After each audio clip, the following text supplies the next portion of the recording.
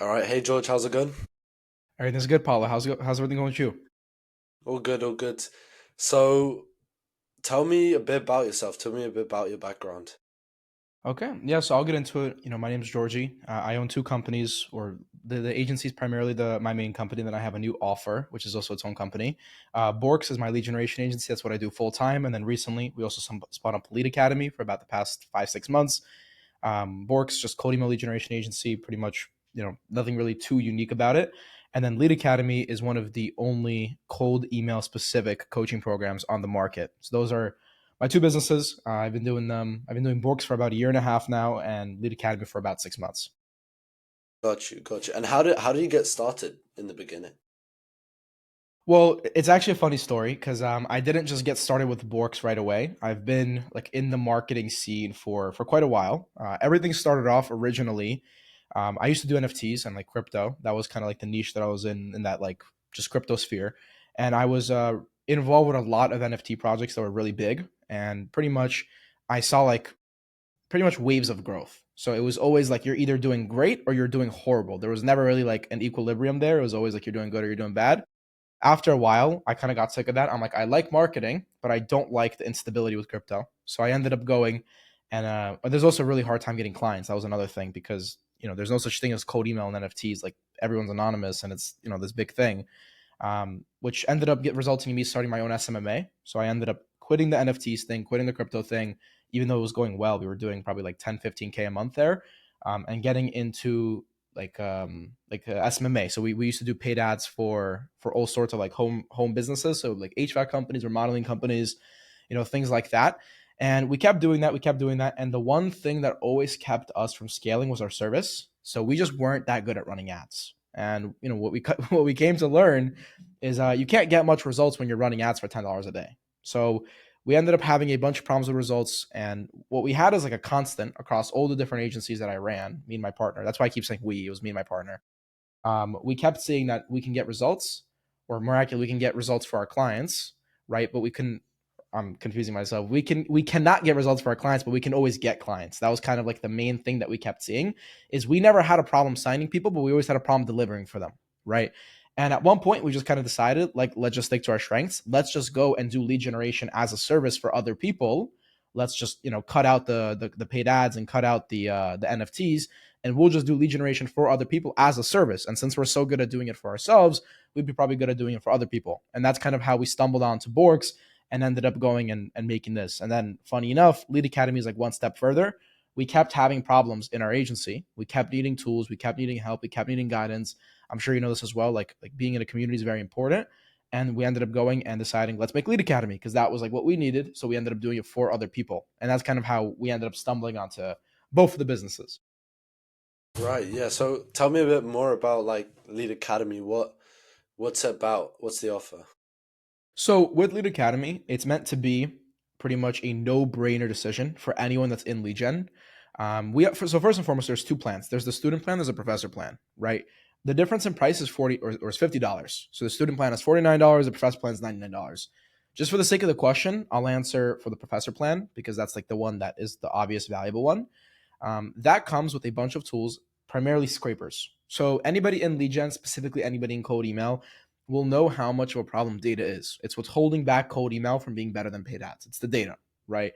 And there's a lot of platforms like Built With, like Store Leads, like Clutch, like Good Firms, like GetLogica, like Crunchbase, a lot of different data platforms, but not everybody knows how to scrape them, right? There's either a technical barrier, so you physically don't know the softwares and the tools required, or there's a payment barrier. So, for example, Built With is $500 a month, Store Leads is $200 a month, and if you're just getting started as a newer agency owner, it doesn't make sense for you to pay $700 a month in just two software costs, not including all the other things that you need to run an agency. So what we did is we basically just bought the best plan of everything. We implemented code to access their API. And now for Lead Academy, anybody that wants to use it, they get to do it for $99 a month. And since those platforms have unlimited use, you basically end up getting the same exact thing that we pay $500 a month for $99. And then all the other tools like deliverability placement testers, and just the whole suite of tools. It was all meant for us originally. All of these softwares and all these tools we built are for our agency. We use every single product that we have in Lead Academy ourselves. We just made it public for other people, and that was kind of the utility and the value proposition we brought to market. How did you guys like? How many users do you have now actually in Lead Academy? There's like 250 people in there total, and then I don't know the split exactly, but it's about 50 or not all of them are paid because there's non-paid users as well. But it's about a 50-50 split from professor to student plan, and that's about it. About 250 people total, and then there's like a split between paid and not paid. And how did you get those members initially? How did you go about acquiring the customers? So we've never done any outbound for Lead Academy. And just for the reference, like Lead Academy is not something we focus on. It's just kind of like something that runs in the background and that's just something that's going on. All of the members that we've gotten for Lead Academy have just been from us talking about the utility. So, like for example, um, if you do code email, everybody knows deliverability is always an issue, right? That's always one of the biggest topics in code email. And the only way to really gauge your deliverability is by running an inbox placement test. And one of the most popular sequencers in the world is SmartLead. Now, SmartLead only recently implemented a built-in deliverability tester, but before that, there was just literally no way of automating it. Like there's just no option on the market to do it. And we ended up going and building out this sequencer, right? Which can basically automate inbox placement tests with SmartLead. So all of our content and all of our promotions have been just videos about our utilities. So we'll go and we'll make a video about the only way to automate SmartLead inbox placement tests, and we'll make a video like that, and then people search for it, and we give them an exact solution on top of a community and on top of coaching calls and on top of everything else that you would need. And that's kind of how we got into the position where you know we just started promoting Lead Academy. People started joining organically. So did you use like to find those search terms and stuff? Did you use something like vidIQ?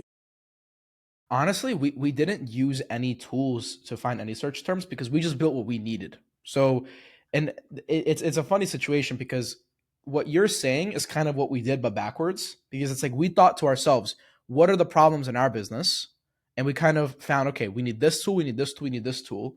We figured out how to get it made, and then we just knew that there would be other people who had the same problem, right? So it's kind of like we found the problems in the business. Instead of finding search terms, we found the problems in the business, solve them, and then give them to other people as a solution. And because people search for that, because we're not the only lead generation agency in the world, they ended up going and also joining because they're interested in the same services. Right. So pretty much through a lot of it seems like mainly organic content and then referrals as well. Exactly. Yeah. There's never been any outbound motions for Lead Academy. Understood. And on the agency side, so do you guys like, is it just full, all just cold email agency? Like, who do you guys, what's the ideal client? What's the target market? Yeah, so that's actually funny you ask because right now we're actually asking ourselves the same question. Who really is the target market? Because the thing is with cold email, and I think anybody who runs a lead gen offer will probably realize this, it's really easy to sign people because what you sell, everybody wants. Like it's really easy to sell something when you're selling leads. Everybody wants more business, everybody wants more money, everybody wants to have less stress about where their next customer is coming from. And when you have claims like that, where it's like, okay, I can get you this amount of leads, this amount of leads, everybody's gonna be interested. The problem is that you can't get results for everybody. And that's like a big mindset shift that I've had recently is that 95% of what goes into getting a good campaign in cold email is not depending on the agency, it's depending on the client. Because if the client just has a fantabulous business, which has a great offer and a great value proposition, and they have great case studies and a great funnel, you're inevitably going to get them results. It doesn't matter how bad you are at cold email, you will get them results. Whereas on the other hand, if you're a great cold email agency and you have great processes and you have great SOPs and you have everything built out, but you have a bad client who has a bad offer at a bad price, you're still not going to get them results. So to be honest, I don't really know exactly who our ICP is. What I'm thinking right now is like broadly B2B service based businesses doing over $50,000 a month in recurring revenue, and they sell a high ticket service that's ROI focused. That's kind of like the or what I have in my mind right now, but it's not very like dialed in as I would like it. Yeah.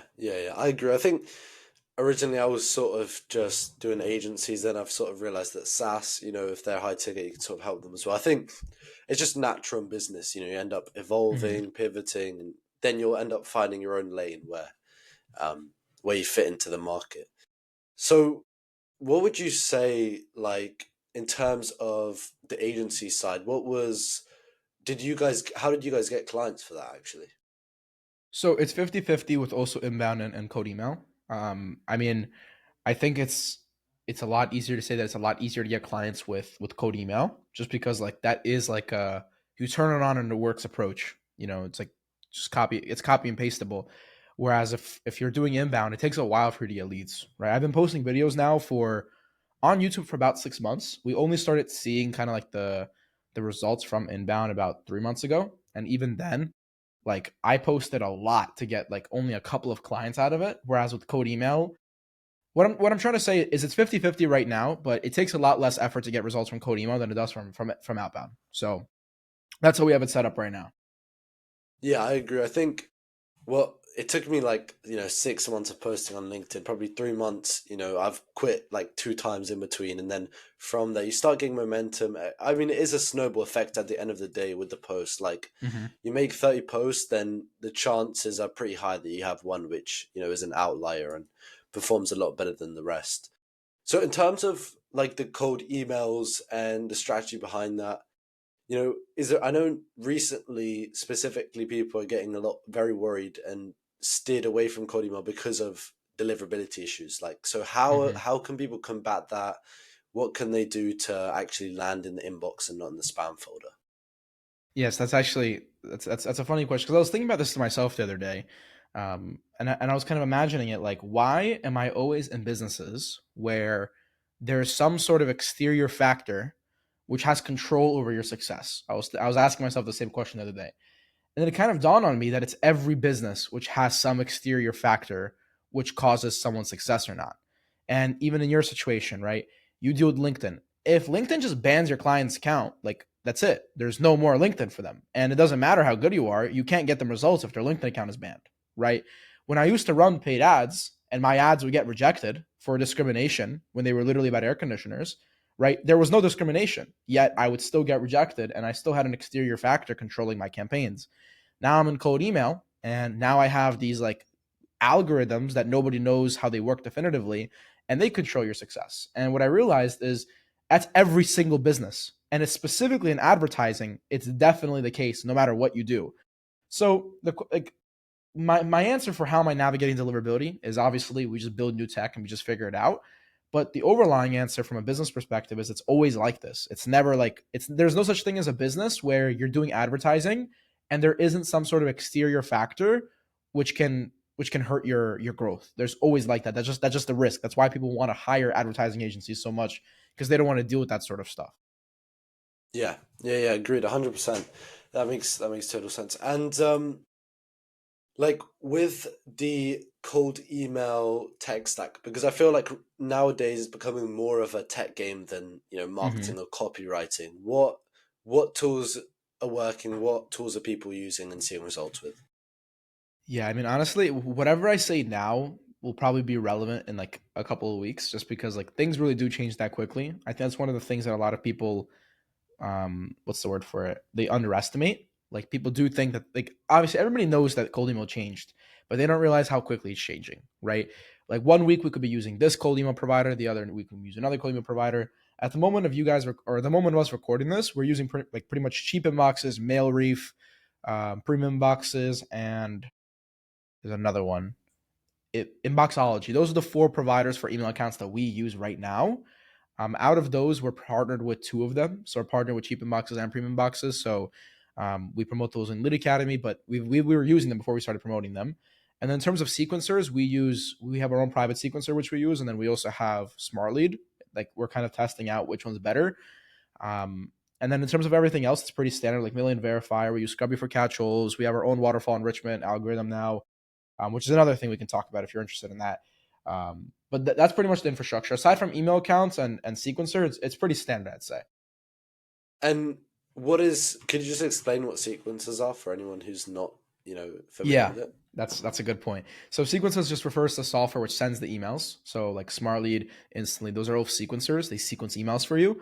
And obviously, right now, what we're coming to learn is the sequencer plays a much bigger role in your cold emails success than you think. Right? A lot of people think that sequencers don't have much of an impact, but from our testing, that doesn't seem to be the case. Right, yeah, that makes sense.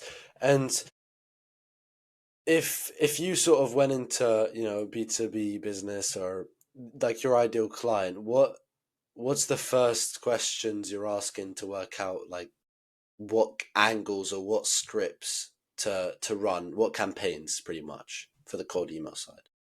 Well, to be honest, this is one of those. This is another like realization we had quite a while ago, which is that there's no one way of doing things, right? Personally, I'm the type of person where I like to have everything like SOPable, where every process can be repeatable, every process can be manipulated, it can be replicated. That's the way that I like to have things, just because I feel like that makes running a business easier. The thing is that with advertising, that's never the case. There's never like a one fits all strategy. So the questions that I'm going to ask a client depends on the client, right? Like it really just depends on the client. One of the best questions that you can ask to determine whether someone is a good client or not is simply how much money they make.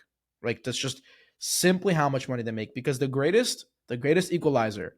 There's a lot of people who say a lot of things. They act like they're the shit. Like you'll talk to them and you'll think like, wow, this must be the best marketing agency owner in the world. And you're like, okay, what's your monthly recurring? And they'll tell you, well, it's 5K a month, but, and then they'll tell you their life story about how they have like this partnership deal that might happen. And it's all nonsense. So what I think is really the better answer is, and it's not exactly what you asked, is not necessarily what you ask a client to determine their ICP, but you need to ask a client how much money they make flat out. And if anyone that makes under 30K a month is not a real business owner, straight up. You're basically self-employed if you make under 30K a month. And then over 30K a month, you start to become a real like entrepreneur, right? And anything under that, we just won't work with you, just because like you definitely just don't know what you're doing.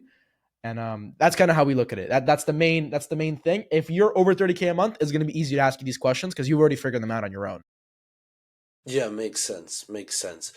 And going out of the outbound side and going more into like the inbound. So how did you grow from like that first 0 to 1,000 followers in your audience? I think that is probably the most hardest part, especially on platforms like Twitter, where now you have like 20,000 followers. Yeah. So, I mean, to be honest, I never had like any specific growth strategy. I just kind of posted content. That's always been the thing that I do. I also don't really look at the numbers. Like I don't. It's because here's the thing. I feel like a lot of people start social media to grow on social media. Like that is their intention. I didn't start social media to grow on social media. I started social media to make money, right? So when every once in a while I get money from Twitter, like to me that's like a green flag. It's like, okay, this person found me on Twitter. They bought from me. Nice. Every time on YouTube it happens, nice. It's just coincidentally that your followers happen to grow, and coincidentally, your subscribers happen to grow, and coincidentally, you end up becoming like a bigger and bigger creator. But I never really looked at the numbers. I never had a growth strategy. I just posted like content that I needed that nobody else posted for me, and seems to be that other people found it helpful. So that's honestly like the strategy, to be honest. Is there any like specific types of posts? I noticed you do a lot of lead magnets. Like, Hmm. is that the Oh yeah, main post which you revolve your content strategy around? I know you said you didn't have a strategy, but like the overall content, or are there other types of yeah. posts, and what does that look like? So that's actually also a great question. So the content, or to be honest, like there is a content strategy because there is like a specific framework I follow, or there isn't a specific type of framework I follow, but there is a strategy. For YouTube, I like to post more high level videos always, right? So I don't know if you realize, but anytime I post a YouTube video, I'll always post a lead magnet on Twitter, right? Because there's no downside of not doing that. Some of the lead magnets they perform really good. Some of the lead magnets perform really bad. And the number one, what I realize is the biggest factor to having a good lead magnet is topic, right? So if your topic isn't something tangible and it isn't something like exciting, it's not going to perform good no matter what you do, right? So on Twitter, whenever I'm trying to grow on Twitter or I'm trying to have a big post on Twitter, I always make a top of funnel video. So for example, how to scrape Apollo for free. My ideal client profile is not searching up how to scrape Apollo for free. They really don't care about how much Apollo costs. It's not relevant to them, right? But on the other hand, for Lead Academy, the types of people who are on Lead Academy are searching that. So that's a top of funnel video. If I'm looking to grow my Twitter, I'm going to make a video like that. If I'm looking for Bork's clients, I'm going to make a video like, for example, how to validate catch all leads using Scrubby. Because that is not something that of course, someone in Lead Academy could search that, but that's something a little bit more advanced. That's something that you're searching up because you're already doing code email. You're already aware of code email, but you just want to do better, right? And a video like that isn't going to perform on Twitter. No matter how you write the lead magnet, it's not going to perform on Twitter. But on YouTube, it will perform. On YouTube, it's going to get a lot of views over time, and you're going to get inbound bookings from that. So on Twitter, what I've kind of like realized is lead magnets are the fastest way to grow, right? Threads, value posts. I've tried that. I've tried them so many times. They do not work for me. Well, for me, what works is lead magnets. And on YouTube, long, informative videos is what works for me. And that's just kind of like what I go to, what I do to get inbound bookings. Right, yeah, and I think I also do, a similar strategy with the lead magnets. I do the YouTube, then Mhm. push that as a lead magnet. And like what's the volume of content that you'll be putting out? So recently, I actually started slacking on content, if I'm being honest, because we just moved into like a new office, and I had like a bunch of things going on in the business that I had to focus on. But now everything is said and done, I'm about to make content like the number one priority again. The goal is I want to post 5 YouTube videos a week, right? Every single one like properly though, not just like half-assed. And I want to start getting at least 2 to 3 posts out on LinkedIn per day, as well as Twitter. So I want to get back on that.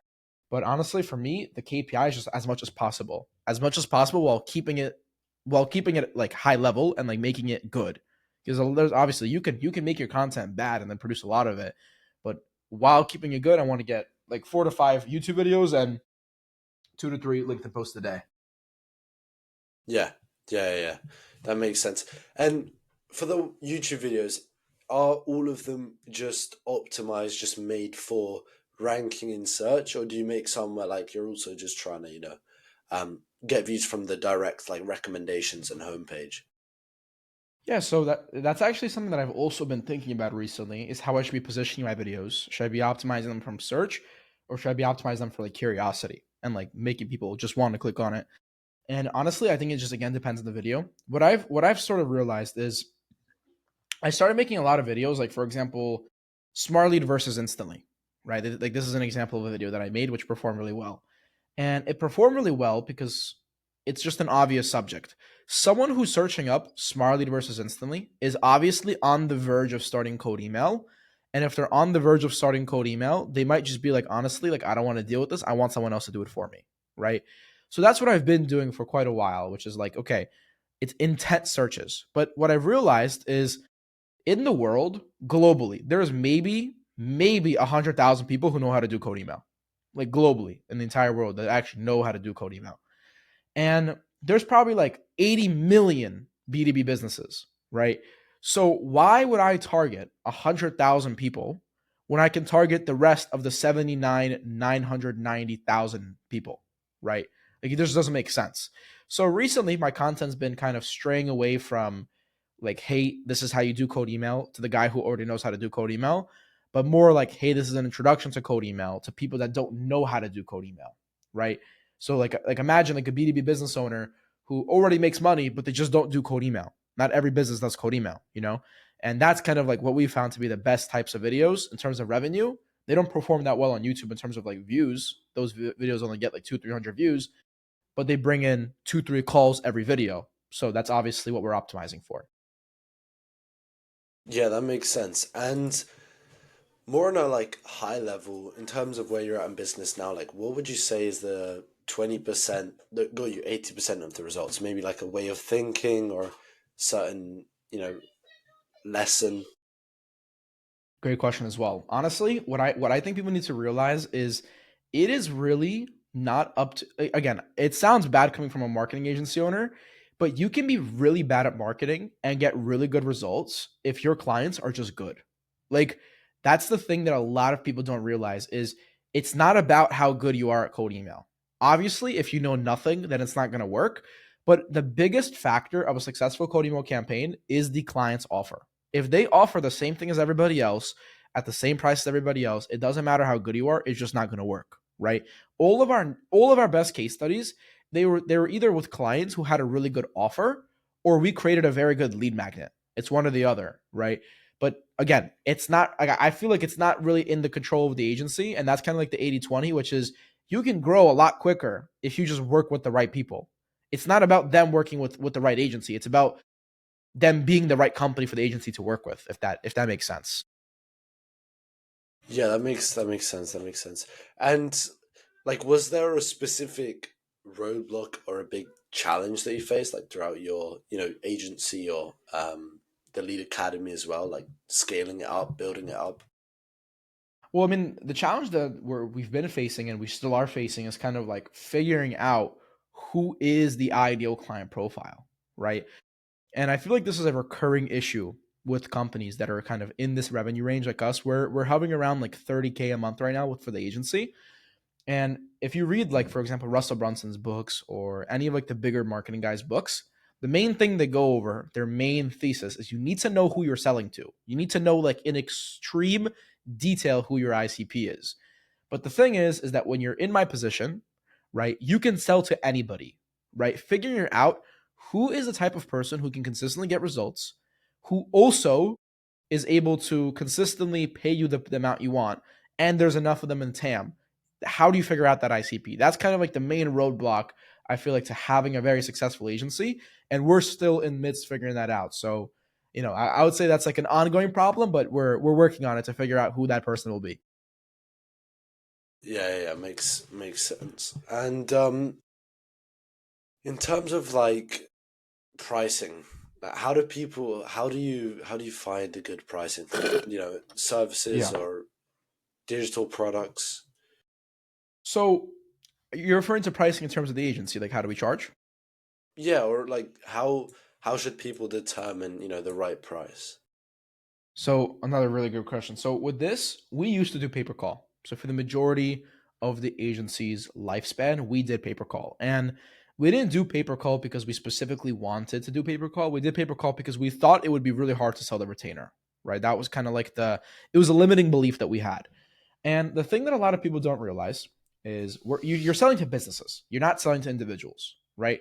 So when you say like, "Hey, pay me 3K a month," it's not like, "Hey, pay me random person." It's like some random guy in the street who only makes like 3K a month. Pay me 100% of your disposable income, right?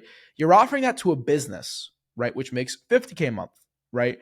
Now, when you're talking about, "Hey, pay me 5% of your income," that's a lot more realistic than, "Hey, pay me 100% of your income." So that's number one. I recommend retainers because it's the most sustainable way to run a business and it allows you to deliver the best quality service, right? That's number one. We do retainers, and that's what I would recommend for everybody. Now, what we realized is when we were doing pay per call is that even if you get results, it doesn't work out for you. And this is kind of like the general story that I've heard from most people that do pay per call. There's two scenarios.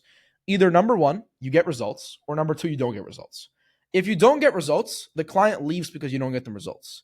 Number two, you get them results, and the client leaves because they don't want to pay you $300 a call, and then they just leave anyways. So in any situation, it doesn't end up working out for you ever, and that's what kept happening to us. We had some clients that just didn't get results and they left us. And then we had other clients who we book them 30 calls in the first month. We send them a $9,000 invoice and they tell us, like, "What are you talking about? I'm not paying you $9,000. Let's do a retainer now." So it's like you always get the worst of both worlds. You don't have the stability. And when it does work out, you don't get paid anyways. And no matter what contract they sign, no matter what you get them to do, it's just not going to happen. It's just not going to happen, right? You have a contract, go sue them.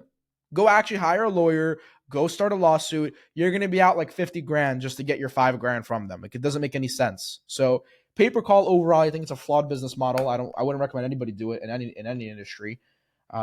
And that's kind of how we determine to our pricing. Anyone else that does anything like rev share, right? The only situation where I would see rev share making sense is if the person you're selling to has product market fit. And anybody who has product market fit will never want to do rev share. So general rule is you only want rev share with the types of people who don't want rev share with you, which is kind of like the conundrum. So, that's my idea on pricing. Yeah, I definitely think like RevShare is at least, a better version than pay per call. I think it's good. I think if you're starting out, you don't have clients, you can sort of position yourself as a partner, as somebody Mm-hmm. who's just, trying to get them. I think that's a better way to do it, but you can still get scammed. They might not track all the revenue, might not pay you. Yeah, So there's still issues with that model as well. of course. And this is actually another thing. People always ask me this question: like, should I do rev share or should I do pay per call when I start my agency? Now, what I tell people is when I started my agency, when we started Borks, we didn't have any guarantees. We didn't have anything like that. We didn't have any, like, no setup fee situation. We started off the agency immediately with $1,000 setup fees. Then they went up to 2,000, and then they peaked at 2,500. And in the first month of us running the agency, we closed $10,000 in deals with no case studies, with no social proof, with no nothing. We barely had a website. I had no content online, purely because of the fact that like you just need to know how to sell. So all of these things that people say, you need to do pay per call when you start. You need to do rev share when you start. That's under the circumstance you don't know how to sell. Because if you know how to sell, you can sell anything straight up, right? I would go on these calls and I would tell these people, like honestly, we have like 10 clients right now. We send like 200K emails a month and we're killing it for them. And yeah, like I had to lie to them, but that's what you have to do if you want to win. If you're not lying, you're not winning. You know what I mean? So that's honestly the honest truth. A lot of people don't say that because like it's not a good look on them, but anybody that's a real agency owner will know that everybody else is lying. And if you don't lie, then you're just kind of losing just by that fact alone. That's kind of what we did. We did pay per call just because again, that's what everybody did, and we just kind of went along with it. But I think if we started off with retainers immediately, we would not have had a hard time doing it. And moving forward, it would have just been we would have been a lot further, is my point. Gotcha, gotcha. And for the like sales process, so when a lead comes in, how are you guys actually getting them from lead to a paying client? So right now, we have like this like pretty complex setup with close and like SMS notifications, reminder emails. Um, we have like all of the basics that you would expect from a CRM. So obviously, you book a call.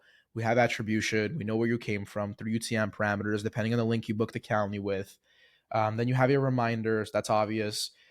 We have a post booking video. That's one thing that I would recommend every agency owner have is after somebody books a call with you, you redirect them to another page on your website with a long video showing off your process because that not only establishes you as an authority, but it also gives them, time to nurture them. It gives you time to nurture them. Those assets are sent, and then on the sales call, I like to take all of my meetings and explain our service very analytically. So I'll explain to them. You're going to get 150 email accounts by working with us. You're going to get 75 domains. You're going to get X amount of leads, X amount of verification credits, X amount of this. This is how much it would cost if you were to try to buy it on your own. This is how much it costs if you work with us. And that number is always lower because we have like we know that an inbox is not actually $7.20. We know that an inbox to us is $2 or $1.50 depending on the provider. So we show them what it would cost if they were to do it themselves. We don't necessarily lie. That is indeed what it would cost if they would do it themselves. But we make our offer just seem like it's common sense. And for us, it's worked, right? Another thing that a lot of people struggle with, I feel like, is sounding like confident, like they know what they're talking about. Um, to me, that's just never been a problem personally. Like I just always I would just watch like a million YouTube videos on code email, and I just knew what code email was because it's really not that difficult. And then I would just pitch it properly, right? And if you explain it to somebody and you sound like you know what you're talking about and you have good energy, people will believe you, right? And if you're not asking for any like astronomical amounts of money and you're asking from the right person, they're gonna buy from you, and that's all. That's all it is. Yeah, yeah, yeah, makes sense. And like, do you guys do a two call close or is it just a one call close? We always go for the one call close. So like we'll never deliberately delay the sales cycle, but we're always trying to get it done in one. But most of the time it ends up being a two call close because people do want some time to think about it, you know, reaffirm, just talk about it basically. Yeah, that makes sense. That makes sense. And in terms of like your team, is it just you and Tyler, or is there anyone else? So right now it's me and Tyler. We have one guy full time and one guy part time right now. So we're looking to finalize that second hire. Right now there isn't enough workload for a second person to be full time, but we have that person who's full time right now. He helps out with the campaigns, primarily on the service delivery side, and then I'm the only one that does sales right now, just because it's a pretty sensitive part to outsource. But with fulfillment on the things that aren't sensitive, like building lead lists and like doing stuff like that, we have a person for that. And then Tyler's still the one who finally checks everything. But that's kind of how we have it set up right now. Three and a half people, if you want to call it that. Okay, yeah, yeah. Yeah. And just, before we end it, like who or what is one thing, that you could say to somebody watching this, you maybe 2 years back? Honestly, I would say that one of the best ways, and this isn't necessarily related to lead gen, one of the best ways that you can figure out how it is, or how it feels to run a good agency is to just go work with other agencies. So like right now we've recently like engaged with a bunch of different agencies, like one that does automations for us. I'm not going to say any names, but it's one of the bigger agencies that's in the space. We've engaged with a content agency, also one of the bigger ones in the space. We've engaged with another content agency that was going to help us with Twitter. And to be honest, for the most part, it was good. There's been certain parts where have been very questionable because you pay a lot of money and then you get results that are definitely not what you were expecting, and it kind of makes you understand what you should be doing to make sure you don't make your clients feel this way. So it's kind of like learning from other people's processes because you don't know what a prospect is feeling when they sign with you, you know, but you do know how you feel when you sign with somebody else. So when you have the money, it's kind of like a two-part answer. When you have the money, definitely outsource like parts of your business that you're not a specialist in. Like for example, automations and development and coding. That's not what I do. I do sales. So I'm not going to be the one doing that. That's why we hired an automations agency, you know. But number two, when you do get onboarded, put a lot of attention into how their onboarding works because it's a very important part of the business, right?